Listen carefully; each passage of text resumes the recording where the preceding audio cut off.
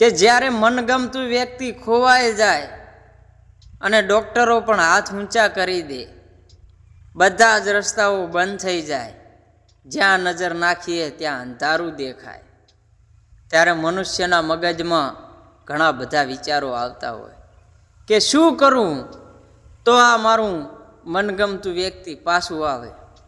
એવી જ આ કહાની એક હકીકત બની કે પોતાનો પુત્ર નિર્જીવ હોય છે અને પિતાના મનમાં ઘણી બધી આશા હોય છે, વિશ્વાસ હોય છે, ત્યારે એ જગન્નાથના મંદિરમાં લઈ જઈ અને નિર્જીવ પુત્રને ભગવાનની પ્રતિમા સામે મૂકે છે, એના આંગણામાં મૂકે છે.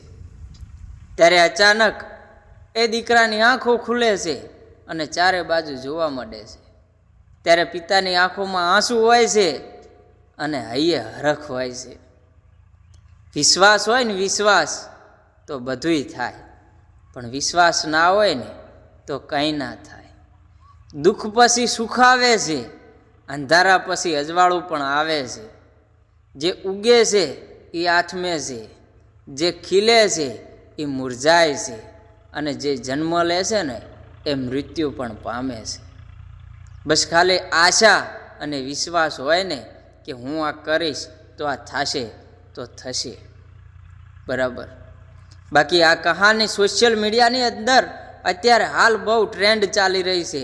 મને મજબૂર કરી નાખ્યો આ કહાની ઉપર કંઈક શબ્દ બોલવા માટે. અત્યારે હું લગભગ 2 કલાકથી વિચારતો હતો કે આનામાં શું બોલવું, અને આખરે એના જે મારા મનમાં વિચારો આવ્યા એ તમારી સમક્ષ રજૂ કરું છું.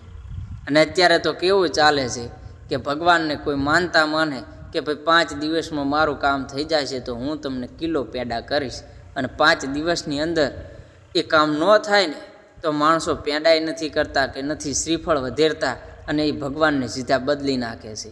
ભગવાન ઉપરથી પણ વિશ્વાસ ઉઠાડી મેલે છે. તો એના માટે આ એક જીવતું જાગતું સબૂત બન્યું છે ભાઈ, કે આશા અને વિશ્વાસ રાખશો ને તો બધું જ થશે. તમારા આંગણે કૂતરું આવે ને તો એ કાંઈક આશા લઈને આવ્યું હોય કે આ ઘરે હું જઈશ તો બટકું રોટલો ખાઈને જઈશ. એ કૂતરુંને તમે ધોકો મારશો ને તો પણ એ કૂતરું બીજા દિવસે તમારા આંગણે આવશે ને આવશે. ભલે ધોકો ખાઈને ગયું હોય, પણ એને ખબર છે કે અહીંયાથી મને કટકો રોટલો મળવાનો છે. પણ આજકાલના માણસને ખાલી તમે એટલું કહી દો કે ભાઈ મારા આંગણે ના આવતો, તો એ મરી જશે તો ઊધી નહીં આવે. માટે આશા અને વિશ્વાસ હોય તો બધુંય થાય. બરાબર. કોઈ કહેતું હોય કે ભગવાન નથી, તો ભાઈ ભગવાન છે જ નહીં. તમે નથી માનતા તો નથી, અને જે માને છે એના માટે તો બધું જ છે. બરાબર. વિડીયો સારો લાગ્યો હોય તો લાઈક કરી નાખો અને વિડીયોને શેર કરી નાખજો.